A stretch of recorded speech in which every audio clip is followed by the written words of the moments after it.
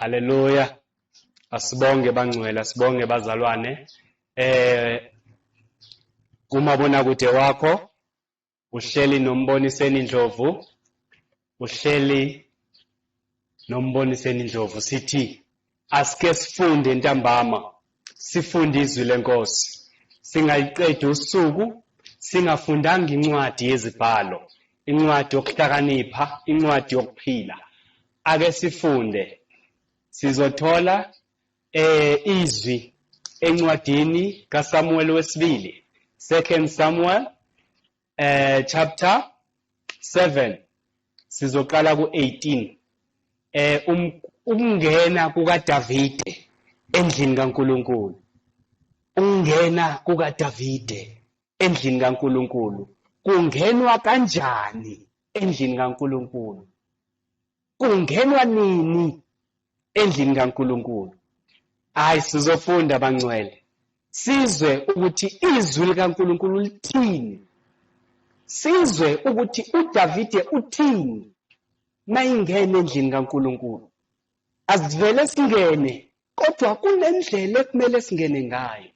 Haleluya. Sizofunda bangcwele amazwi esizofunda kuwo izibhalo. Haleluya. Sizofunda bangcwele, sizofunda bazalwane. Izwi lenkosi liyatholakala kwincwadi kaDavide wesibili. Sizofunda kuyo nje sidlule. Haleluya. Sizwe ukuthi uNkulunkulu uthini kuleli sonto, kule ntambama. Sizofunda nje incwadi yatholakala,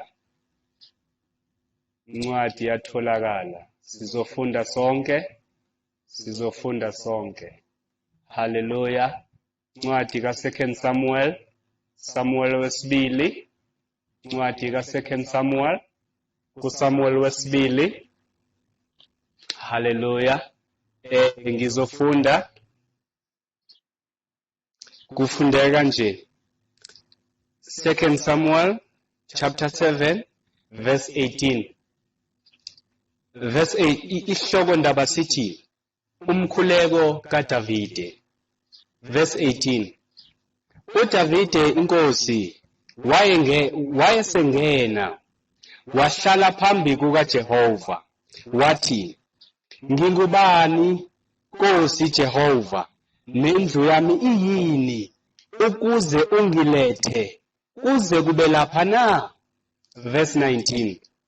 Lokho kwakuyinto encane nje nokho emehlweni akho, Nkosi Jehova. Kepha ukhulumile futhi ngendlu yenceku yakho isekude. Ukhulume futhi ngendlela yabantu, Nkosi Jehova. Verse 20.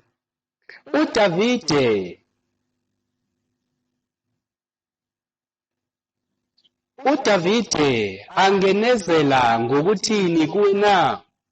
Wena uyayazi inceku yakho, Nkosi Jehova. 21. Ngenxa yezwi lakho nanjengokwenhliziyo yakho wenzile konke lokhu okukhulu ukuba ukwazise inceku yakho. Verse 22. Ngalokho umkhulu, Nkosi Jehova,